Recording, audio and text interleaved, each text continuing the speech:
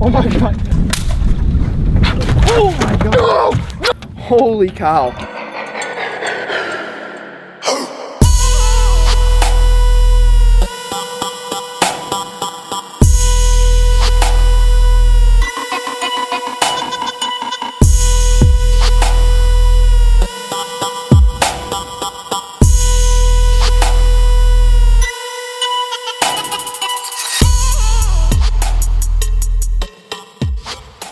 But I did redo another one. How was your dump this morning? Well, it started off hard and it went to soft serve. All right. Today we are doing something special. Got Sam with me helping me get some cool shots, but I'm also doing the little vlogging thing because that's what you guys like to see. But anyways, you know, this time of year, probably the hardest time to fish all year round. Honestly, right? Yeah, it's up there. Like, this is worse than when they get a little post-spawning. So this time of year can be kind of difficult to catch fish. So we had to go 20 miles into the woods. This is Rob's little secret spot. The last time Rob was here, he got stuck in the woods. Yeah, so we made it in here with the little John boat. We actually know exactly where to launch now. And we are gonna try and catch some fish here today. It's rocky, there's some stand-up sticks. It's a pretty decent sized, smaller lake, if that makes any sense. But supposedly there's big fish in here, and let's get after it.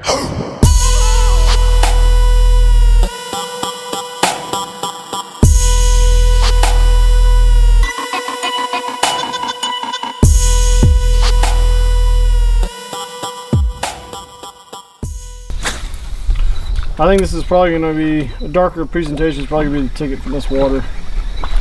It is muddy. I don't really know what I'm putting on. I'm kind of looking for something to put on.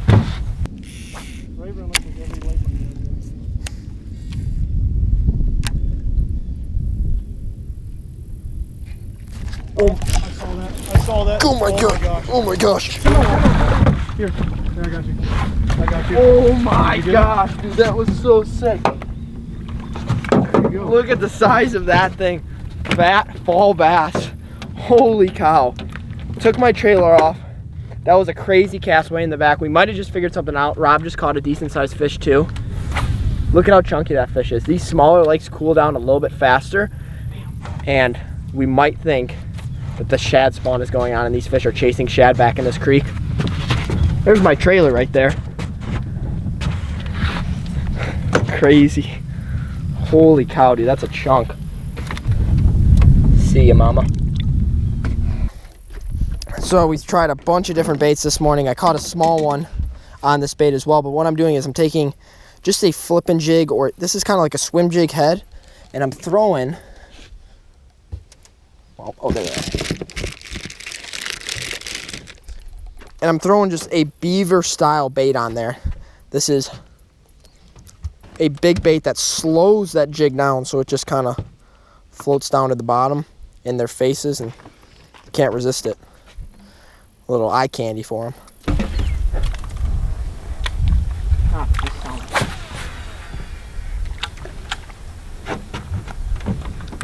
Oh my gosh, dude! What is this? I don't know what was going on with that. That was weird.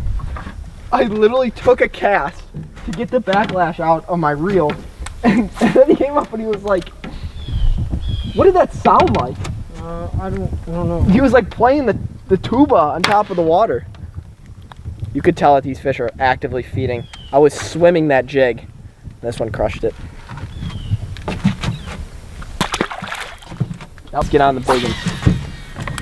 You ready? I'm always ready. Was that on the worm or was that on the jig? Worm. The only reason I'm using the worm is because it'll slide down in there real easy. Good penetration? Great penetration.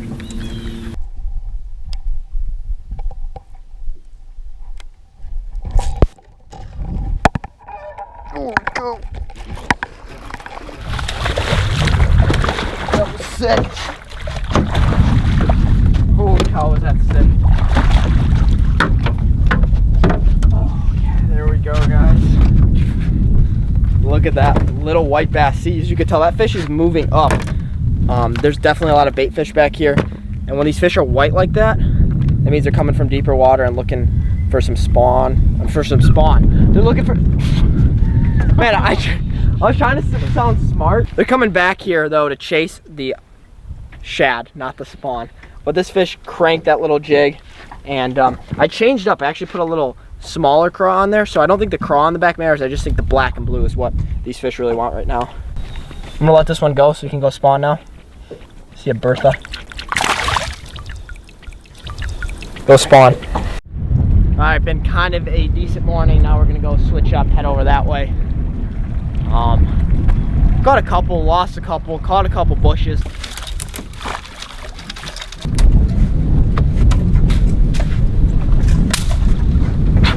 Lots of bushes have been caught, and the wind is now picked up, so it's gonna make things interesting. You know, we're in a little aluminum boat, so we're gonna go try the other side of the shore. It took us about an hour and a half to 2 hours to find where these fish were, and they're in this kind of back of this creek section.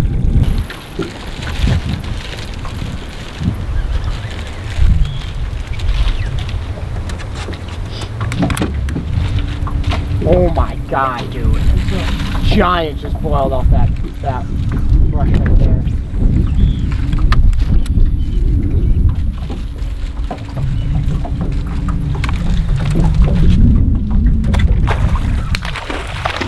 This one ate it as I swam it out of the brush.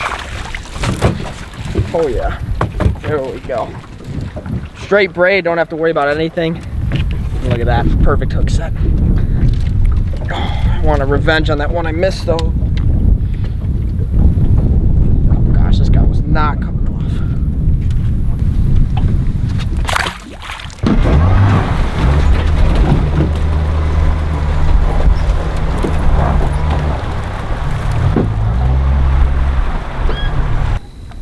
Rob lost a big one in the brush. You've got him? He's over here. He's over here. He's over there? Oh my god. I lost a big one in the brush. Oh my god. No! No! No! Oh my god. No! That was a giant. That was a 6-7 pounder. You know, honestly, if I would have had that bite earlier in the day, no way I would have snapped that off. But due to the fact that I've been getting snagged in the trees every other cast, because I'm throwing a jig, I don't know, I have just a lot of confidence in this little bait buffet jig. And I'm going to switch up to braid. 65-pound test with a 7/6 flipping rod. There's no way I break off now. You're going to break their face. I'm going to break their face. Their face is going to be broken. That fish, I don't know. I don't know how big it was. I suck at judging fish when they eat. Could have been a 10-pounder. Who knows?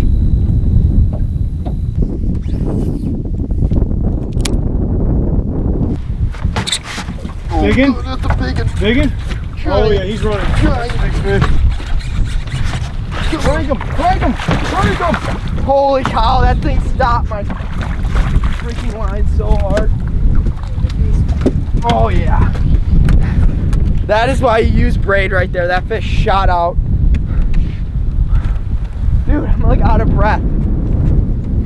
Switched up to the T-rig. Definitely way more effective than a jig in this brush situation we're fishing. All these fish are solid. All these fish are munching. And really healthy fish all around. That was so sick. Big Berthas are munching on the wood today, boys.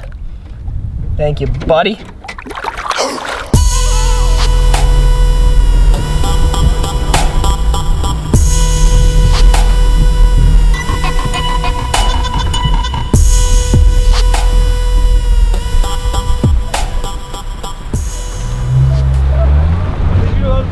No, I've done it before, but not to that extent.